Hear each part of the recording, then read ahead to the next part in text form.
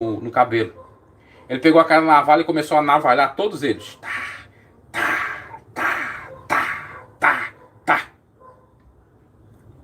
Pra eles parar.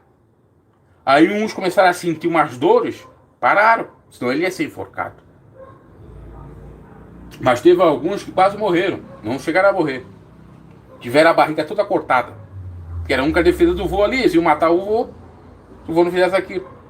Aí o que acontece? Não tinha o vô mais bom advogado, não tinha nada, o vô foi preso.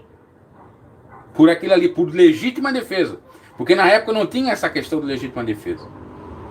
Aliás, eu acho que foi até antes dos 20 anos isso. Coisa de rapaz mesmo, de adolescente ou de jovem. Porque depois ele foi servir o exército.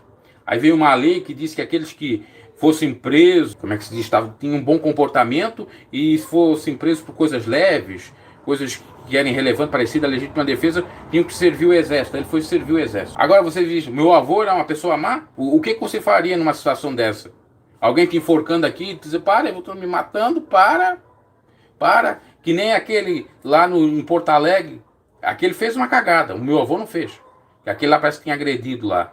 E os seguranças pegaram ele e diziam, para, e mataram ele praticamente estrangulado. O que você faria numa coisa dessa? Você não ia ter alguma coisa para se defender de fazer isso?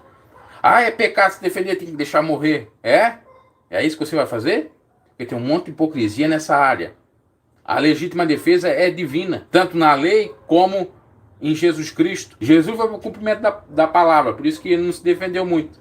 Mas os apóstolos defendiam sim, quando não era o momento. Para você ver como é que é a situação. Eu sempre falo isso, porque na igreja a gente é ensinado, nessas igrejas aí, a nunca revidar nada, a sofrer tudo calado. Quantas vezes que eu sofri na escola bula, eu ficava calado, não fazia nada.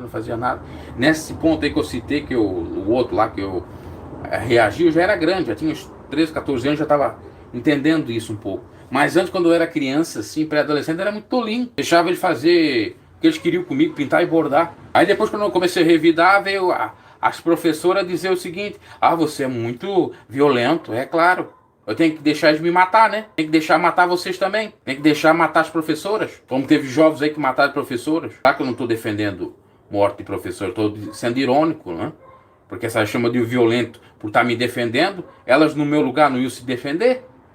Não iam pegar alguma coisa para fazer? Muita hipocrisia, muita sem vergonha. A igreja tem que explicar isso, tem que dirimir, acabar com essa tolice de ficar na retaguarda, de ensinar as pessoas a ficar na retaguarda e não fazer nada. Tem que ter, assim, a autodefesa. E graças a Deus que nós temos no Código Penal a legítima defesa. Porque no caso do meu avô fizeram uma injustiça. Ele não era para ser preso, não era bandido, foi se defender. Então quer dizer, ele tinha que pagar pela vida. Aí se ele morresse, eu nem estava aqui, né? Porque não ia nascer minha mãe e eu não estava aqui.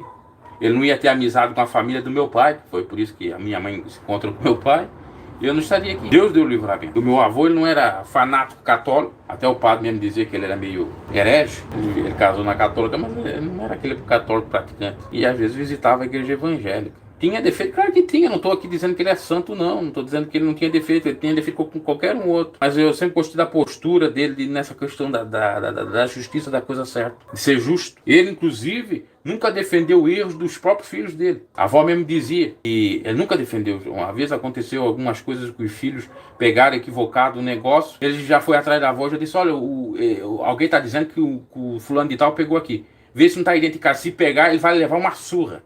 Poderia ser bruto mesmo na época, mas pelo menos essa questão da lisura aí, da honestidade, era correto. Ok, meus caras? Quando você em Deus deposita sua fé, fé